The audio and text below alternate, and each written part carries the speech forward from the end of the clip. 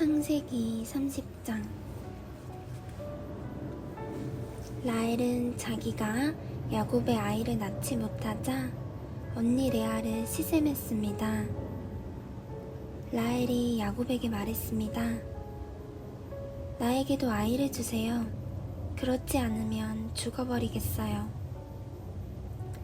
야곱이 라헬에게 크게 화를 내며 말했습니다. 아이를 낳을 수 없게 하신 분은 하나님이신데 나더러 어떻게 하란 말이오? 내가 하나님을 대신하란 말이오? 라헬이 말했습니다. 여기 제 몸종 비라가 있으니 비라와 함께 주무세요.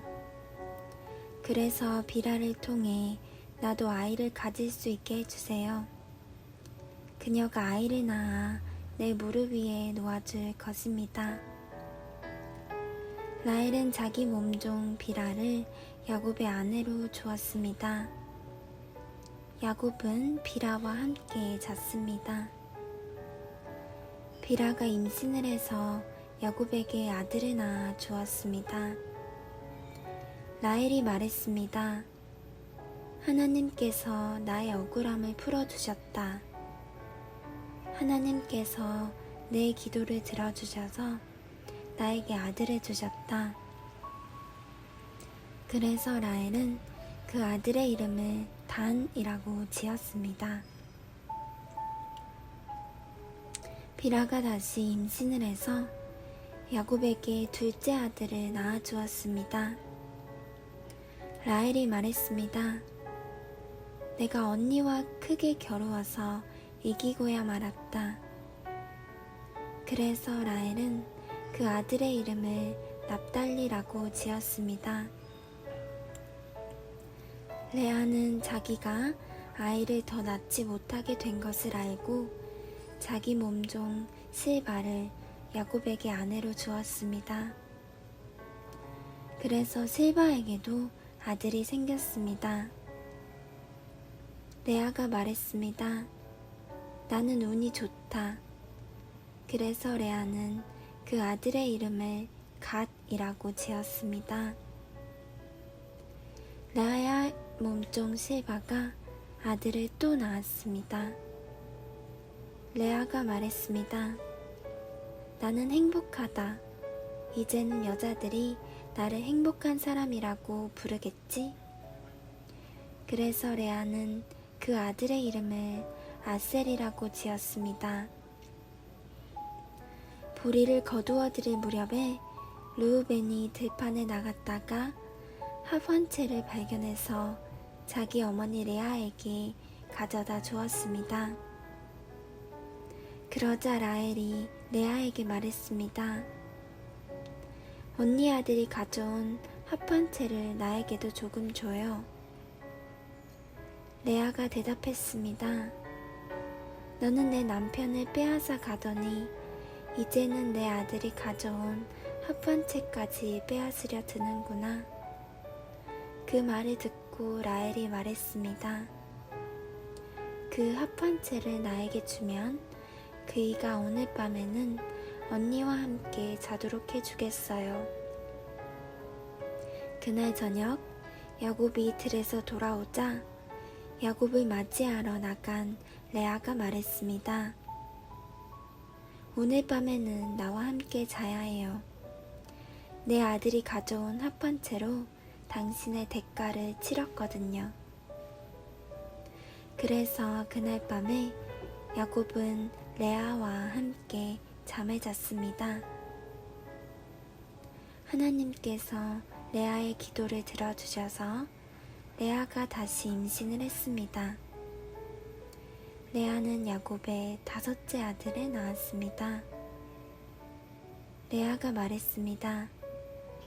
내가 내 몸종을 남편에게 주었더니 하나님께서 그 값을 갚아주셨구나.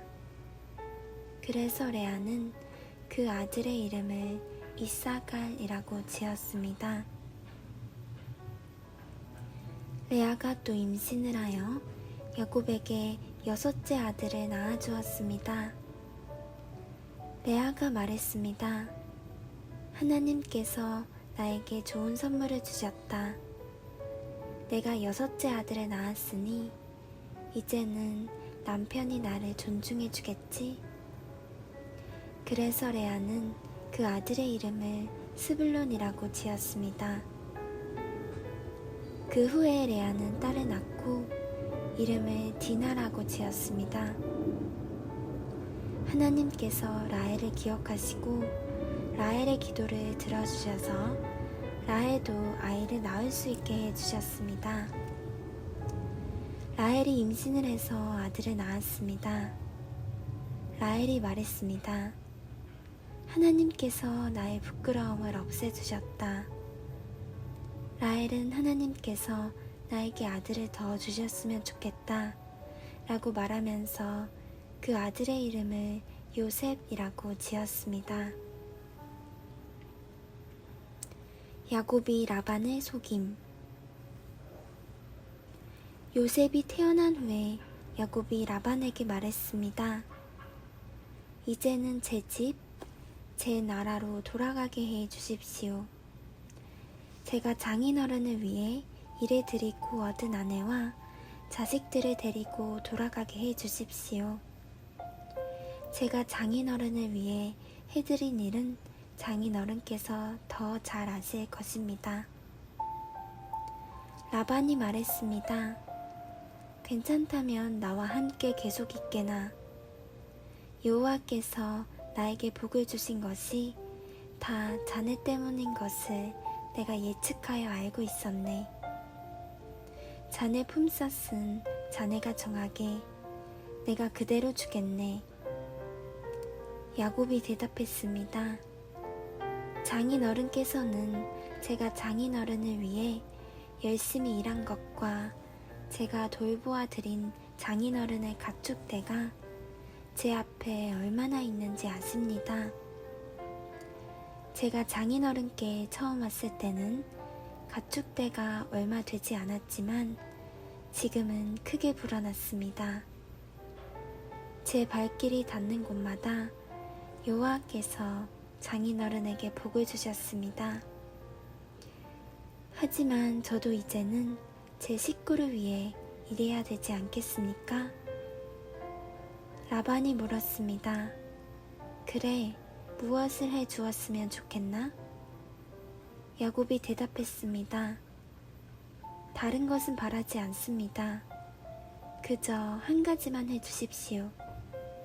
그렇게 해 주시면 제 마음을 돌이켜 다시 장인어른의 가축대를 돌보아 드리겠습니다.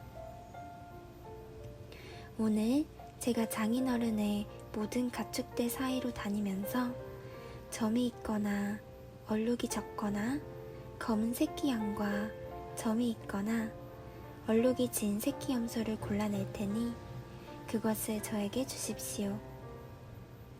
제가 정직한가 정직하지 않은가는 장인어른께서 앞으로 저에게 오셔서 제 가축대를 보시면 알게 될 것입니다. 만약 제가 점이 없는 염소나 얼룩이 지지 않은 염소나 검은색이 아닌 양을 가지고 있다면 제가 그것을 훔친 것으로 여기셔도 좋습니다. 라반이 대답했습니다. 좋네, 자네 말대로 하겠네. 그러나 그날 라반은 몸에 줄무늬나 점이 있는 수렴소들을 따로 떼어놓았습니다.